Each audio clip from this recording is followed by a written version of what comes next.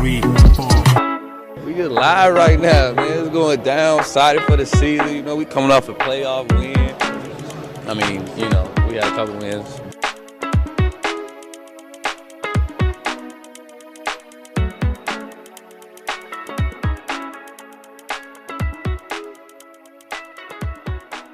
Welcome in, ladies and gentlemen, to another edition of Dear Diaries, a Milwaukee Bucks podcast brought to you by us, the staff here at Brew Hoop. I'm Jackson Gross, one of your new regular hosts on the pod, but as part of our season preview series, as we get closer and closer to Media Day, when we're recording this, Media Day is 9 days away on September 29th, so very excited for that. So I thought it'd be a great idea to bring on someone who has a ton of experience already covering the Bucks and writing in general, and that would be Mr. Dan Simmons. Dan, welcome in not only to Dear Diaries, but to Brew Hoop. Thanks so much, Jackson. I think you're way overhyping me, but we'll let the viewers decide. Yeah, so for some who might not be totally familiar with your work, kind of tell us like your journalism journey and how you ended up here at Brew Hoop. Yes, I'm a journalist and who became a Bucks fanatic, and so I decided to sort of marry those passions last year and take a crack at covering the team, which I did for touchpoints.com. I never covered sports. I cover mainly politics and breaking news, also known as tragedies, mayhem, just general dysfunction in society.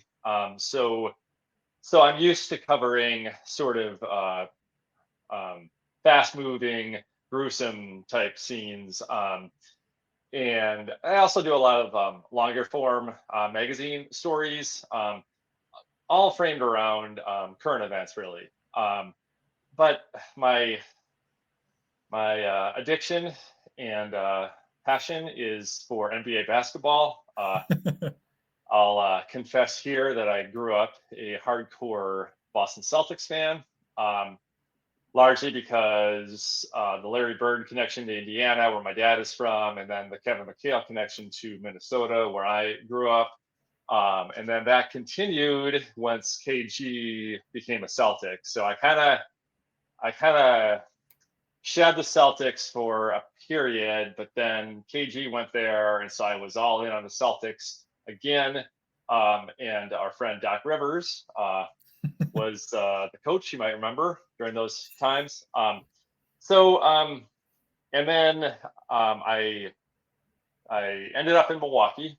I was working at Milwaukee Magazine, and my wife is a reporter at the Journal Sentinel.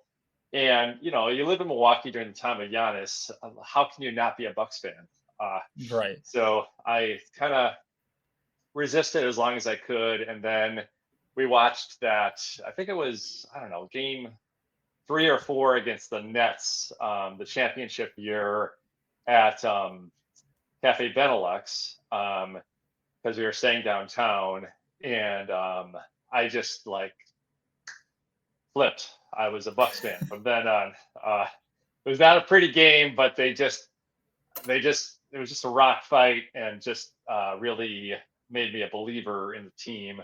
And so I've kind of been on the Bucks bandwagon since. And then I covered them last year, which was just so enlightening. You know, you're around these reporters like Jimmo and Eric, who cover them day in, day out, at home and on the road, and you just learn so much. And then I met just a bunch of great guys like you and Van, and you guys brought me on to Brew Hoop, so I'm super pumped. Yeah, that's awesome. And remind me, that Nets game, was that the one where like Joe Harris was like missing every shot possible? Like that basically ended his career. Well, what really drew me to the Bucks was PJ Tucker just giving the business to Durant. I mean, it just looked like they were going to brawl, and just it just felt like '80s and '90s NBA. It was just so very scoring limited, but just defense, hustle, hard-nosed plays. Oh, it's just great, beautiful. Yeah, as someone who considers themselves offensively challenged, when at least it comes to the game of basketball, I'll take a defensive showing any day of the week. Yeah. I mean, to limit that Nets team with Durant and I can't remember. I think either That was Irving Kyrie or and Harden. That was both of them.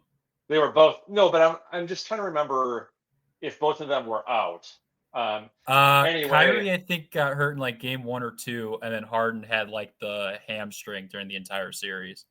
so I mean, regardless, that team had so much offensive firepower, and to hold them to under 90 points in a playoff game, it's just like really satisfying. Could not agree more. So, we'll take it from the past to the present right now with our Milwaukee Bucks.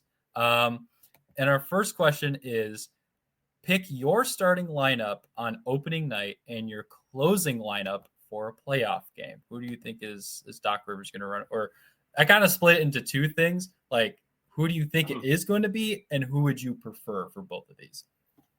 Well, I'm not going to speculate on who it's going to be, but I think I pick very boring vanilla lineups, and so that's probably what it will be, given Doc's predilections. So I guess maybe the only question mark would be Kuzma. For me, he's a hard no. But Doc seemed, well, they kind of got money invested in him, so I think if they maybe feel compelled to play him, they shouldn't. We'll get to that. So anyway, we'll go. My preferred starting five. So we got Giannis, Miles, KPJ, Gary Trent, and Taurean Prince. Most reluctant about Taurean Prince, but he actually, the guy played quite serviceably well in his starting role last year. If you look at the numbers, he shot like 43% from downtown. And then closing lineup, I made the mistake of watching the game 5 against the Pacers. That was traumatic for a second time. But I'm gonna optimistically go with that lineup. So KPJ, Trent, AJ Green, and then Bobby played last year, but I think you'd want Turner in for him, and then Giannis down the stretch. So anyway, the question is, like, was that lineup? Did they surrender 7 points in the last, or 8 points in the last 47 seconds? Was that an indictment? I mean, sure it is, but like they got them to that point where they had that what felt like a comfortable lead, and that lineup worked pretty well together. They had their struggles down the stretch, but they had a lot going against them that game and that series, and they really gelled pretty well in a pinch. So anyway. I'd love to hear your thoughts. Yeah, absolutely. I agree with your closing lineup, and just to comment on that game, like you said, they did do that, but it took a lot, and we saw it throughout that entire playoff run for the Pacers. It took a lot of like in crazy shots, or in what some would consider insanely lucky shots. The one that sticks out to me from that game in particular was like the Andrew Nembhard 3-footer. Dude shoots under 30% from 3 in the regular season. I think he shot almost 40 during the playoffs. It took a lot. But yeah, everything. Go ahead. Yeah, I was just gonna say I agree with the closing lineup aspect of it. I think for our starting lineup, I'm gonna actually just keep the closing lineup. Like, I like Taurean Prince, and I think I'd be fine if he was the starting 3, considering he's a much better fit there than when they made him play the 2 with Kuzma. but I think it's just time to like let the best players actually play. And I think he's going to be undersized. There's no doubt, but I think AJ Green's probably the best spot for small forward. Yeah, yeah, that was a tough one for me. But yeah, I mean, you're right. It's really small ball if you put AJ in there with KPJ and Trent. But yeah, that the lineup worked down the stretch with Giannis and those guys last year. So I think give it a shot and see if AJ, even with 10 more minutes a game, can still manage to go the whole season without a dunk. One of the fun stats to watch. Yeah, I remember I was at one of the games where they thought he might have dunked, but they counted it as a layup. I forgot who that was even against, but he has to get a dunk sometime. He has to. Well, I think he's just trolling us all. He can dunk. I mean, if you look at his high school and college and even summer league highlights, he's got some spring. But he just, yeah, that one, that was like so perfectly set up because there had just been this big debate and kind of brouhaha about his lack of dunking. And then all of a sudden, it's like the next game when this is top of mind for everyone. And I mean, he gets just a wide open breakaway. And he's just like, he goes up, going through the motions as if it's going to be a dunk. And then he just frickin' lays it in. And Dame, I actually asked Dame, first question, was it a dunk? He's just like, oh, hell no, not even close. So. Oh my gosh. But yeah, I think your lineup is good. I have no qualms about that.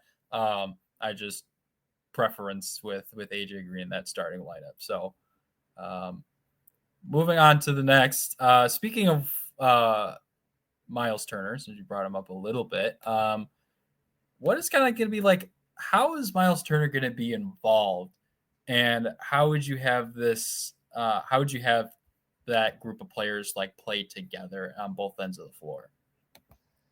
Yeah, I'm just making shit up here, but because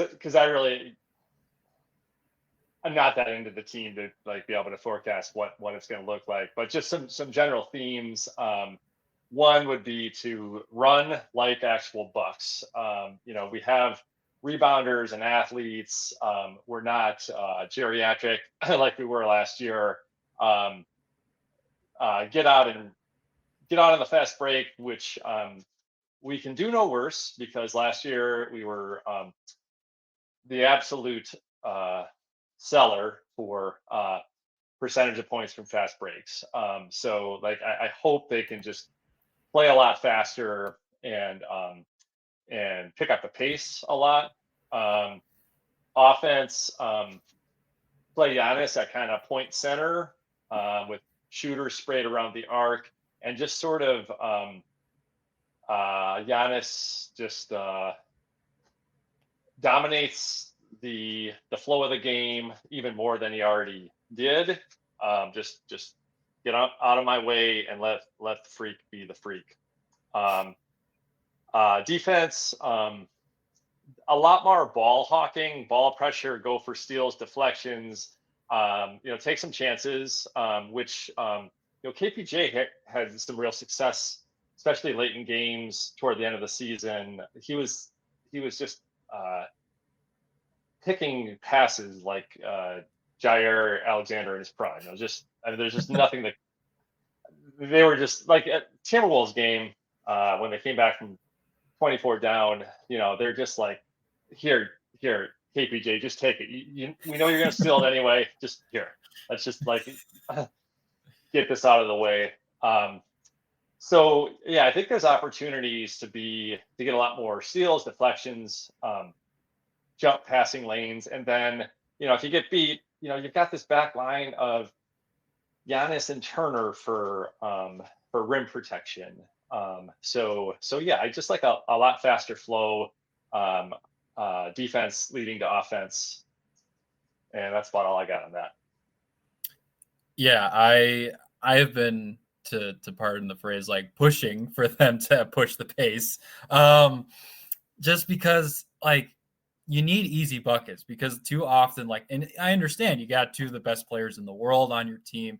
You're going to want to let them cook and let them cook in isolation. But especially now with not another like true co-star on that team, you need to be able to get as many easy baskets as possible. And the easiest way to do that is pushing the pace off a miss or even off a make, like inbound it quickly. That's kind of what I'm looking for. And then one of my things about getting Miles Turner is I love Brook Lopez. I have never a bad word to say about Brook Lopez, but we all saw it the last couple of years where he started to lose a half step, maybe a full step.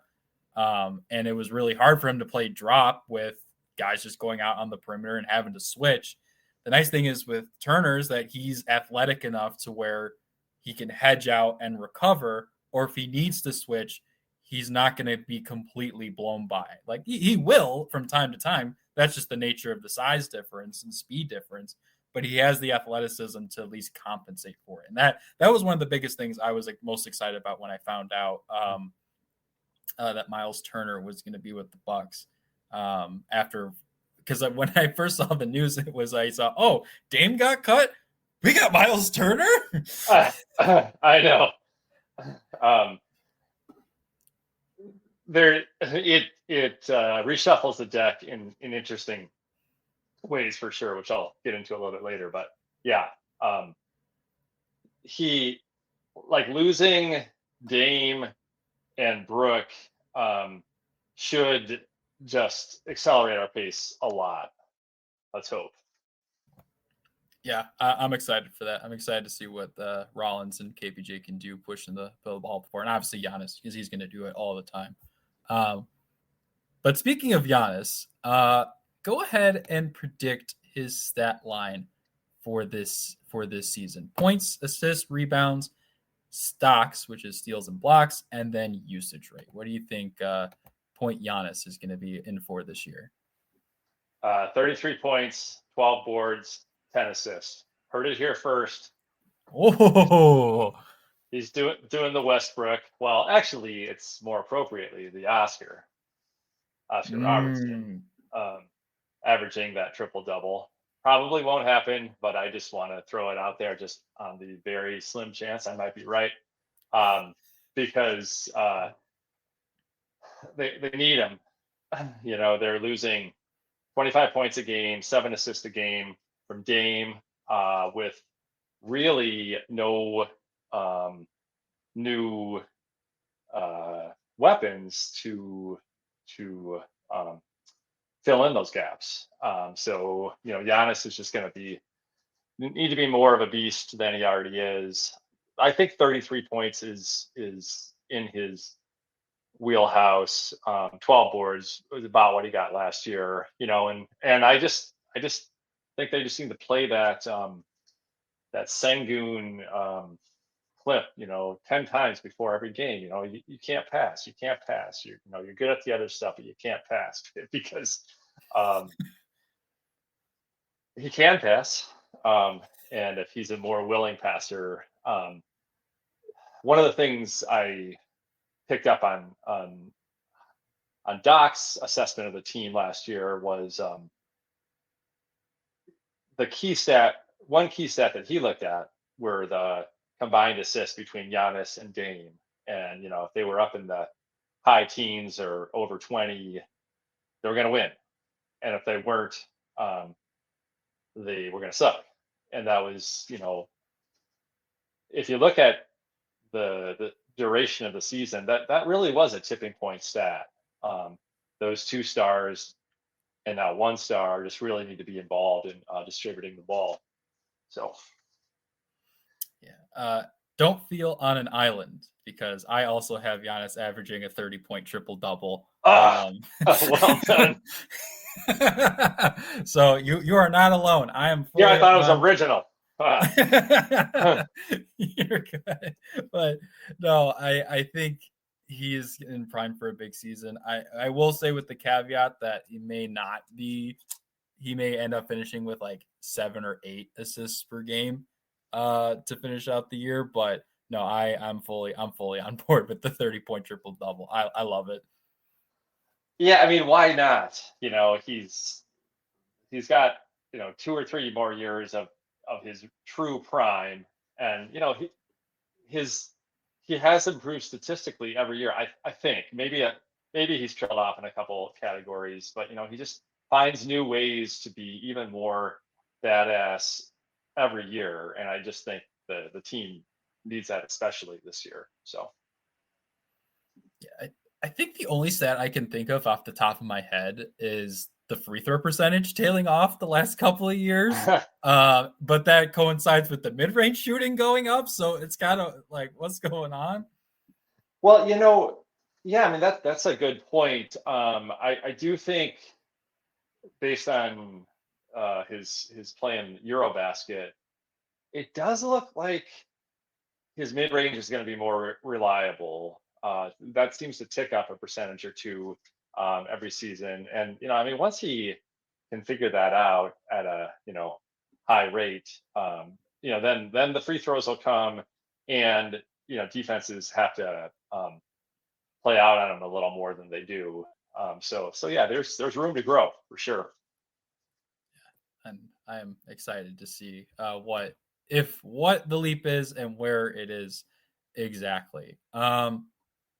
Going into our next one, which Buck will make the leap? Which player do you believe will make a tangible leap, aka like a more significant impact versus last year for this year? Yeah, I gotta go with Gary Trent Jr. His minutes and points last year, if you look at his career arc, were actually lower than he was doing in Toronto. So there's definite room for him to grow, and you saw that development into a more integral part of the offense at the end of last season and into the playoffs. So I guess a big question for me is, will he be able to sustain that higher usage rate, more points, more minutes in a starter's role? A lot of role players can look good until you're relying on them more night in or night out. So, but if he can, then we'll be in pretty good shape. Yeah, I like that. I think Gary could be probably the next most impactful starter outside of Giannis and Miles. I don't know if you've heard us say it before, but we always joke around about Gary that he's a 2-level scorer at this point, and it was a little bit surprising for me because I didn't realize he took a lot of like pull-up mid-range jumpers last year, and I wasn't super familiar with how he was in Toronto. I didn't remember if that was a huge part of his game, but I just remember thinking like, oh, I didn't realize that this was in Gary's bag. So if he can keep that up and maybe add a few more percentage points and in getting some layups to go, I think he's in a prime position. Yeah, I mean those shooters, they're in a good spot because with Giannis and Miles drawing a lot of attention, there's going to be, I mean, they can just camp out behind the arc and get their 43%. Yeah, which they're going to need a lot of that. And speaking of Gary Trent, we're going to add a few more guys into the mix. Between these 4 players, KPJ, Gary, AJ Green, and Kyle Kuzma, rank them in terms of who's going to be the most important or their importance for the season. So 4 being least important, 1 being the most important. So we'll start with 4. Kyle Kuzma. Who's that? They've just got to cut bait. Admit that was a failed experiment. His best role is off the team. Obviously, we want to get as much value as we can from him. But boy, that was a real stinker of a trade. You can rationalize it all you want, but it just the net result is just a guy who just doesn't know his way around a basketball court very well. Certainly an NBA one. 3, AJ Green. The upward trajectory from last season needs to continue on offense and especially defense. I did a couple stories about how he actually doesn't suck on defense as much as other teams expect him to. But again, he's one of these guys who could be a bit of a mirage. He really stepped into that role last year and played well, but he's got plenty of limitations. And is he going to plateau or keep ascending? 2 would be the aforementioned GTJ, Gary Trent, which I will shout out. It has Timberwolves connections. His dad was one of the original Timberwolves. So yeah, kind of talked about him. And then I think first by a landslide for me is KPJ. Again, who's going to fill this gap? 25 points, 7 assists left by Dame. We just do not have a reliable ball handler. I gotta shut up my daughter. Hey, Frankie.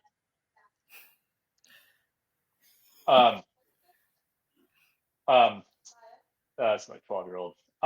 Okay, so yeah, KPJ. He's kind of, to me, he seems like the best hope for filling some of that gap, those points, and especially those assists, and that playmaking, ball handling, playmaking. KPJ is not a natural point guard, but he's kind of the closest thing we have to being able to fill some of those gaps. And he's just kind of a volcano. You just never know when things are gonna blow up.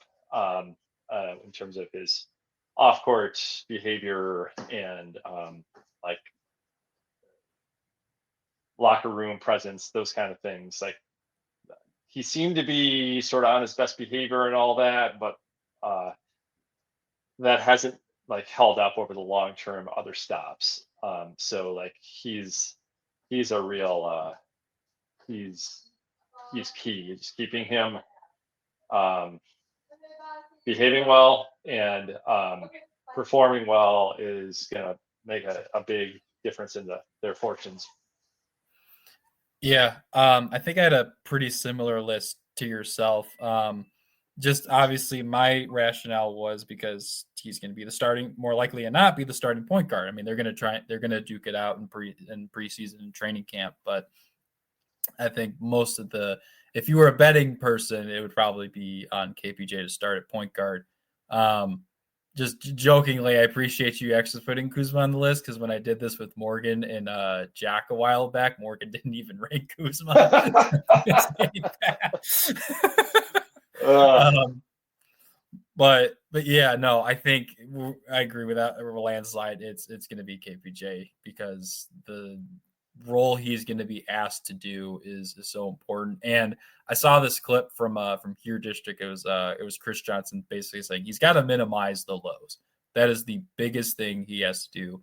It can't be like if he goes 1 for 4 and a quarter, it can't spiral into 2 for 10 and a half or something like that. Or right. If he makes a bad pass, it can't spiral into 4 or 5 turnovers. So it's minimizing those things.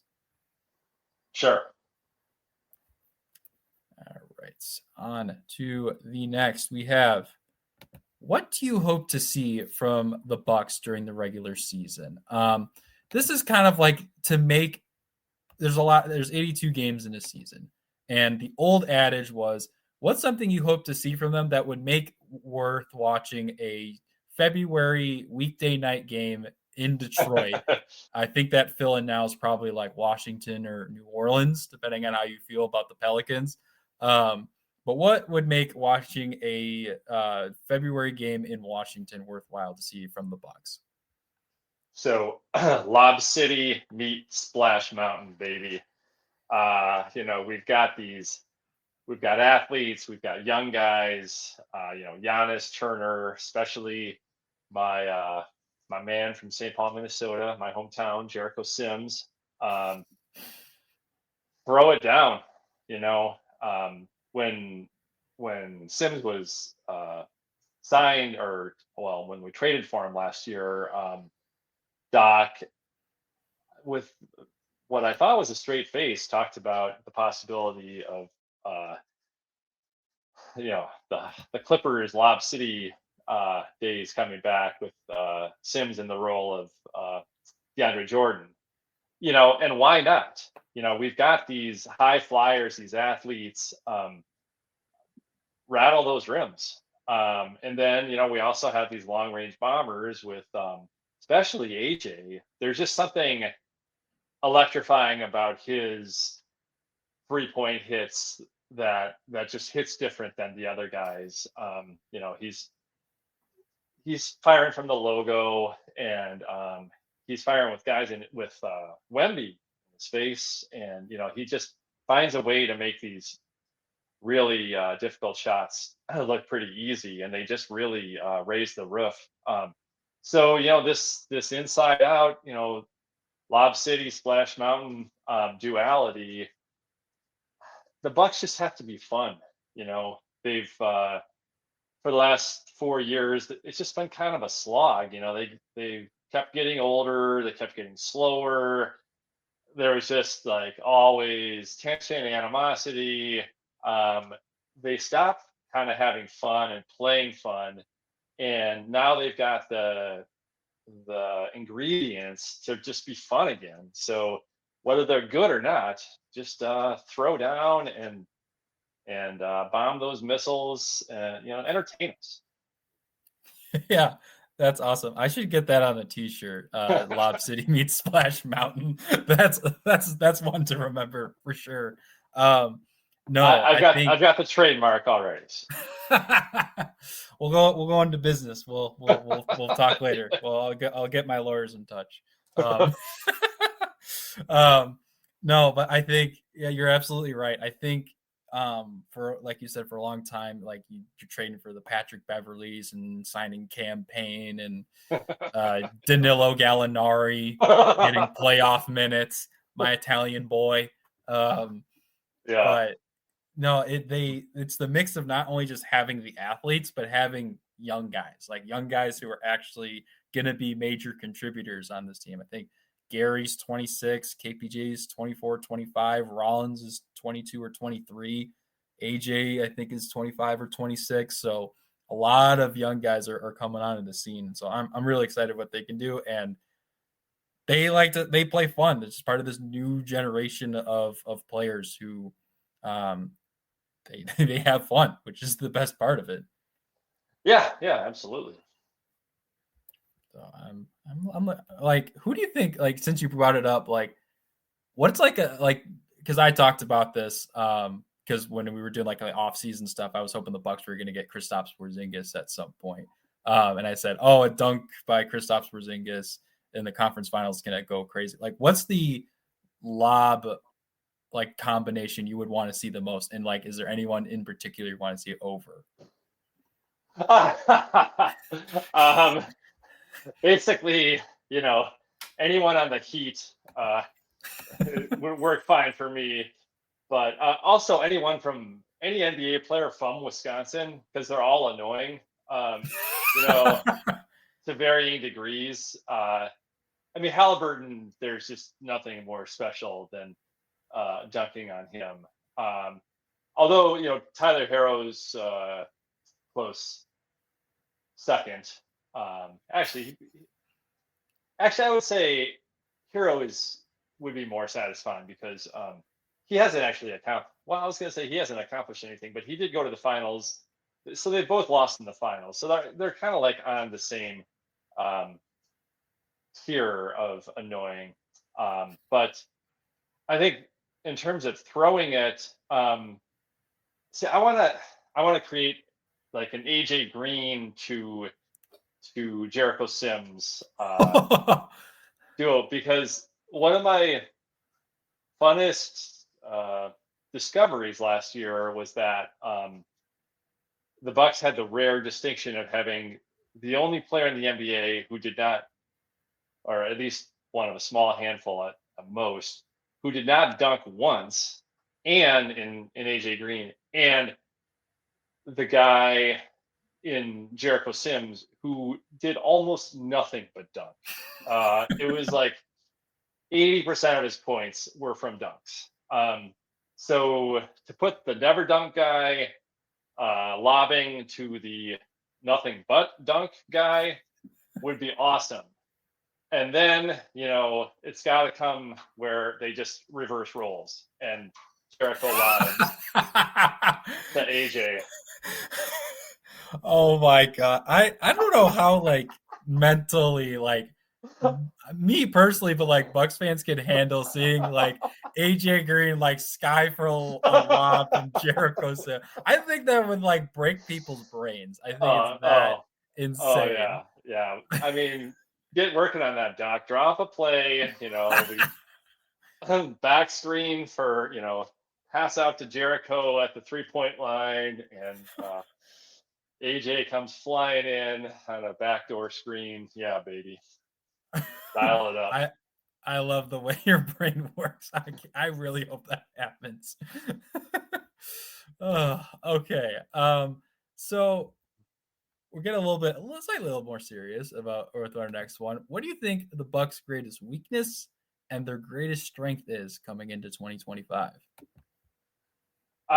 So greatest weakness, I'm just going to go with offense. There's not enough ball handling, not enough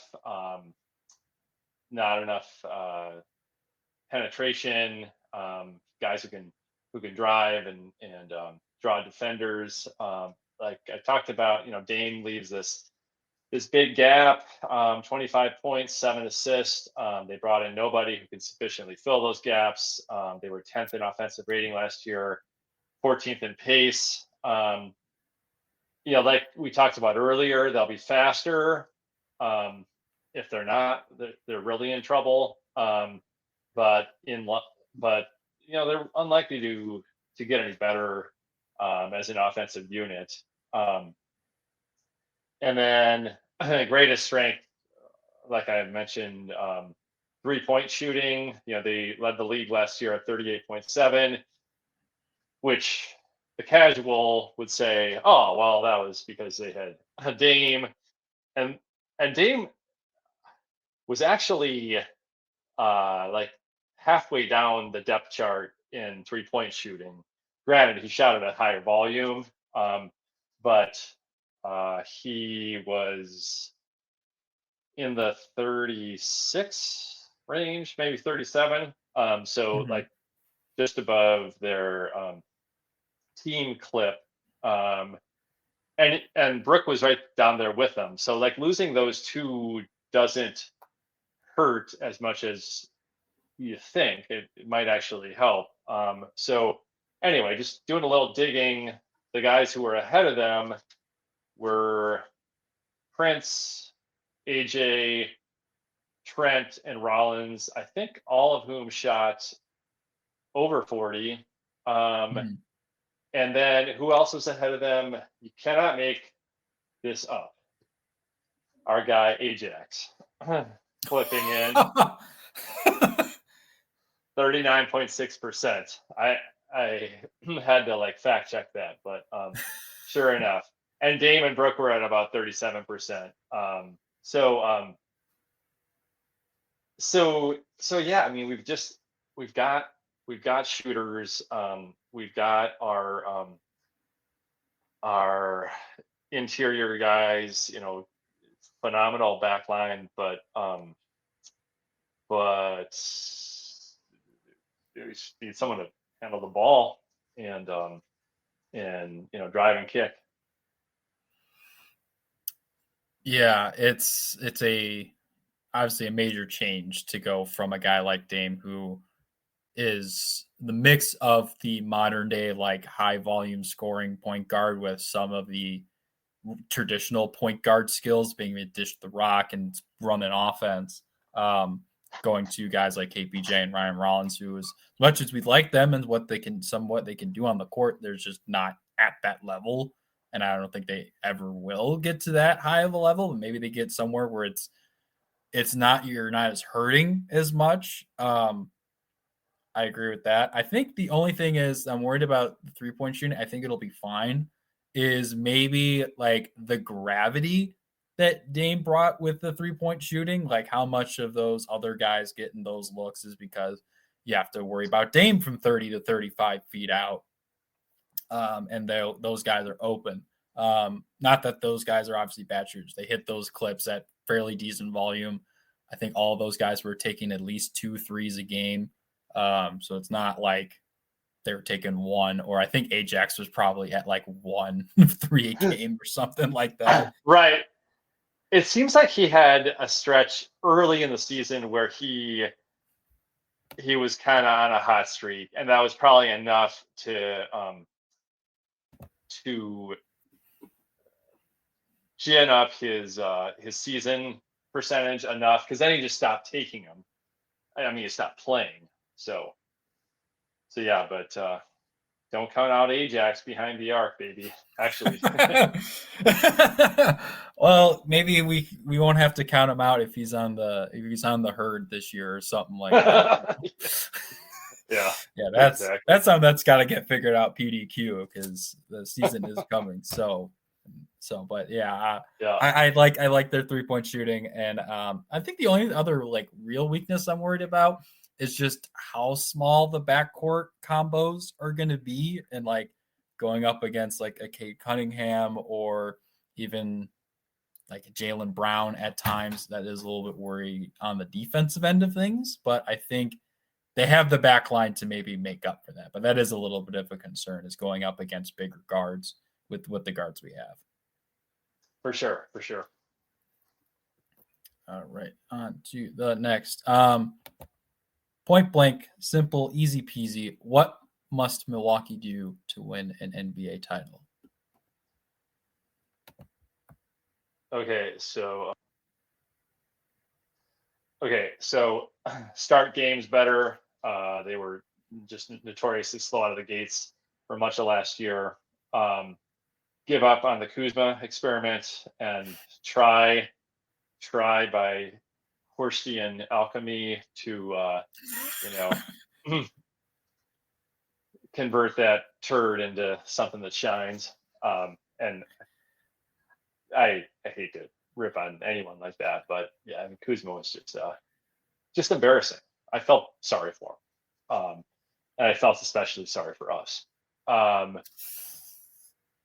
Trust the younger guys, which is something historically Doc hasn't always done. AJ Green, KPJ, Rollins, with bigger minutes. At the end of last season, I can't remember what I asked Doc, but he said that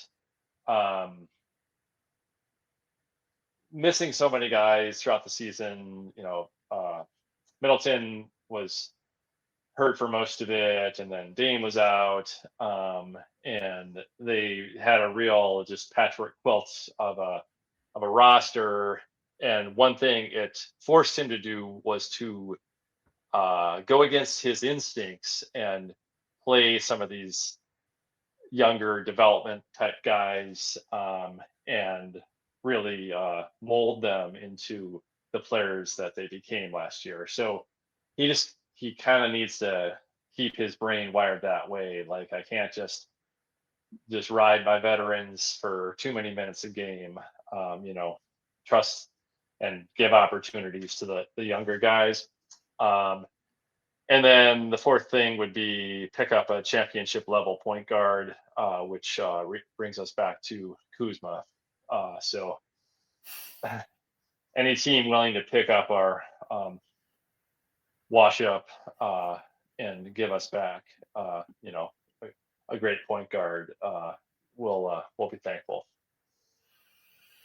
Do you have like, and not to put you on the spot, do you have like an idea of like a player that I don't know, not necessarily might be available, but a guy like you would want to be like in a package if like they sent Kuzma and like the 20, 30 picks out. Please not Chris Paul. When that was a thing, I'm just like, oh, I hate that guy. I would actually sort of delight in that, just to see if Giannis would actually kill him when he was in that close to proximity to him. So, but I mean, whoever the current, like in his prime version of Chris Paul is, who's not quite so full of himself and abrasive, who can get us, like coming back to the Lob City stuff, who can just freaking get in those little creases in the defense and either finish himself or lob to our bigs, or spray to our shooters. Dame had an element of that game, but he was like a half step slower than he used to be. And so just Chris Paul's like clone, just without the Chris Paul personality. Okay. We'll just transfer Chris Paul's basketball skills into his twin brother Cliff Paul. We'll just do that. But just I was just wondering. I think the only guy I can think close to that at this point is like Trae Young. I think that's like, because he's a bit of a pylon on defense, so that's a little bit of a concern. But I'm just trying to think of guys who would even be potentially available. Don't know what the Hawks are going to be this year, but he's like the first guy that came to mind. Yeah, he strikes me as more of a shot chucker than Paul. More of a score first. I mean, he does get a lot of dishes, but he sure is a volume shooter too. And I mean, he is on Paul's level of annoying, I would say. Well, at least seemingly Giannis doesn't want to kill Trae Young, so I think at least he has that going for him. So far.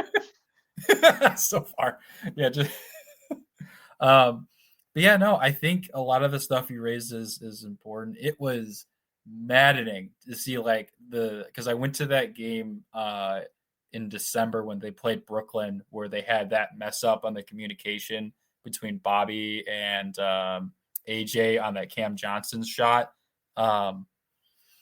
They get out to like these slow starts against teams that are digging for the lottery, and it's like, no, like just go out and punch first and get yourself a big lead, so that way you can just kind of coast, like you keep up like basically through the second and third quarter, and then you can coast for the fourth. For sure. That was the only time I think I remember them doing that was like against the Pelicans late in the year when they had like everyone out and they were playing like they had like signed like emergency guys. They had like 8 total players available. Exactly. So it's just like you gotta actually do it when teams are fully healthy. So we'll see how that goes. Hopefully, now that Cam Johnson's on the Nuggets and not the Nets, Michael Porter Jr. will miss that type of shot. Right. But yeah, and to your point about like playing the young guys, I think and maybe this was a conversation him and Horst had, he's kind of like been like twisted his arm into like playing the young guys anyway. Like there's not the young guys they have are all players who are slotted to be in important roles. I mean, who else are you gonna play? Are you gonna really play like Taurean Prince 30 minutes a game, or are you gonna play AJ Green 25-ish minutes or something like that? So I think you would much rather have AJ Green on the floor in most circumstances. And even like if you want to take down further down the point guard depth chart, Cole Anthony's in his mid-20s. So there's not a true like old school or older veteran point guard. Like you got to rely on all these young guards to play important minutes. Yeah, and I guess we haven't even talked about Cole Anthony, but yeah, he could be that that guy everyone's overlooking. I mean, he's done some things, and he brings some assets to the squad. Who knows? Yeah, just don't have him dunk in Timberlands. We don't need that. We don't need that anymore. But yeah, I think he could do some things. I'm not sure what his role is going to be exactly, but at least according to you, the viewers and readers, you have him as the ninth most important player for the Bucks this year. So we'll see how all that shakes out. Last question before I let you go, so you can get back to it. Where do you think the Bucks are going to finish in the Eastern Conference this year, and what is your playoff prediction for them? So third in the East and Eastern Conference Finals. Ooh. Do I have any basis for either of these? No, but why not? Just wishcast. I do think an underrated part of this summer was the role of the coach who most Bucks fans have kind of grown to distrust, to put it mildly. Our guy Doc Rivers. This is the first year he's got a full team of guys who like being there. Dame, and are comfortable around each other and him. I think it said something that there are plenty of these guys who could have left, and some of them for better deals, but they didn't. Bobby's back, for example. Trent's back. So I've sort of been a fan of Doc and his teams for a long time, and one thing he does do really well is create culture, and this whole squad coming back, I think, is a hint that culture is where it needs to be, and that this might be a year where they overachieve, because the last 4 years, sort of everything bad and unforeseen that could have happened to them pretty much happened to them. So, god dang, there's got to be a year where the fortunes turn and the basketball gods just decide, okay, we're not going to injure your key players at exactly the worst moment. And we're not going to get, your most valuable bench guy suspended for 25 games for some bizarre, unexplainable drug infraction. There's just so much built up opportunity for good karma, I think. And the East is just wide open, and we have the best player, so why not? I like that. I think you're on point, but yeah, I didn't even just thinking about since they won the title. Middleton gets injured in round 1 against the Bulls and doesn't play against the Celtics. What was the year after? Was that the first? Oh no, then they get upset by Miami in Jimmy Butler's supernova season, and then where Giannis gets hurt. Yes, exactly. Yeah, and then and then Giannis gets hurt again at the end of that first season with Dame, and then Dame gets hurt during the middle of the playoffs, and then Bobby gets tossed. Oh my God! Yeah. I completely forgot to sit out about a game. that. Yeah. Oh, I was fuming when he did it. I'm like, you're already down 2 guys. What are you doing? Right. So yeah, I think, and to your point about like the guys coming back, like Bobby taking a discount to come back to Milwaukee, I think is obviously good and is a good sign of where the culture is. Yeah, and also he's been here for a while, and I think that he has some built up credit, as it were, with the Bucks and all that, and what they've been able to do for him and what he's been able to do for them. But a guy like Gary Trent Jr., who was only here, and Kevin Porter Jr., for all honesty, guys who are only here for a year or 30 games, who are deciding like, yeah, I'll come back and take a shorter term deal, and then you can pay me once you have my bird rights and everything. Is like, I want to be here. This is a great place for me to be. I think that says a lot, quite a bit more than maybe like a guy like Bobby. And I think him coming back at discount is great. Just that next level of like, yes, the culture is good because guys who have only been here for a year want to come back at major discounts. They were talking about Gary earning somewhere, I think it was the realm of like 9 to 12 million. It was basically the full like mid-level exception, and he takes what he takes, and I think that's just awesome. Yeah, during his playoff run, I was just like, later, guy, you're just played your way into doubling or tripling your salary, and good for you. Did not expect it at all. There were plenty of teams out there who would have dramatically overpaid for him. And the fact that he came back, he's got this real, like, almost father-like connection with Doc that I've just kind of glanced at stories about, but I think Doc, being who Doc is, being such an institution in the NBA, having so much clout, with the older generations, I do think that redounds to the Bucks' benefits. Absolutely, I agree. I did give my predictions back on that last podcast I was on, but I'll go ahead and give a new one just so that like Let's I hear have it. an up to date. I'm gonna put them as, I think initially I'm gonna keep them there too. I'm gonna have them as 4th in the East. I think Cleveland, New York, and Orlando are gonna take those top 3 spots.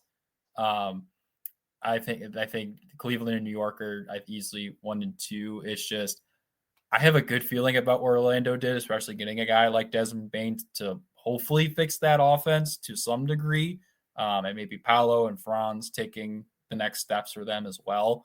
I think that's just going to be enough. And I think that's maybe a little bit more complete team, or at least maybe a team with a little bit more star power compared to the Bucks at this point. But no, I think Giannis has enough to where he can. I think the top 4 teams in the East are probably going to be the only ones who get 50 plus, and maybe even the Bucks at somewhere at like 46 to 49 wins, somewhere in that range. I just think because you don't know what Philly's going to be like this year, and then you got Indiana with no Halliburton and no Miles Turner, no Jason Tatum for the Celtics. And then maybe the Hawks do something. The Heat, but they're going to miss Tyler Hero for a few weeks now. He's got the ankles or leg surgery. So it's like you said, the East is completely open. And anytime you have the best player in the world, you can do anything. I mean, look what LeBron did with carrying those Cavs teams for all those years and being able to get them to Eastern Conference Final and obviously the NBA Finals. So I think anything's possible. I do think also I was burned last year because I picked the Bucks to win the title. So I'm gonna pump my brakes a little bit and say they'll probably play the Knicks or the Cavs in the Eastern Conference Finals and lose in like 5 or 6 games. Which should be like a wild success. I mean, right? think of where we thought this team would be when Dame went down in the playoffs. It's like, oh man, we lost one of our 2 superstars. We have zero flexibility financially. We have no draft picks, no assets, nothing. And for that to even be a idea with some plausibility, without smoking the hopium too hard, I mean, there's plenty of hopium involved with thinking they'll be better than a lottery team this year, or a play-in team, I should say. Again, though, prime Giannis, that gets you a long way in a weak conference.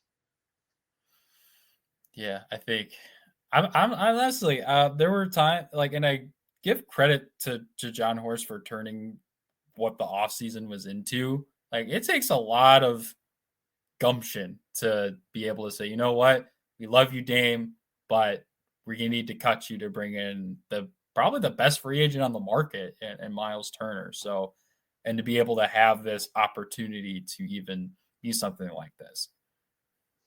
Yeah, no, I mean, he has kept them relevant in a season where no one expected them to be, and he's kept Giannis so far. Yeah, so far so good. That's pretty much gonna wrap it up for us here today, Dan. Go ahead and do a quick plug for yourself. Where can people find you on social media and to read all the awesome stuff you're gonna have for us here at Brew Hoop? Yeah, so I'm on Twitter, if anyone uses that anymore, at Mad Dan Writes, because I came to Wisconsin in Madison, so that's where the Mad comes from. And then otherwise, I'll just be posting stuff on Brew Hoop when the craziness that is the rest of my life allows me to have fun, write about the Bucks. Absolutely. Dan, thank you so much for hopping on today. I really do appreciate it. And I look forward to talking more soon. Of course. Thanks, Jackson. Yep. Go Bucks. Go Bucks.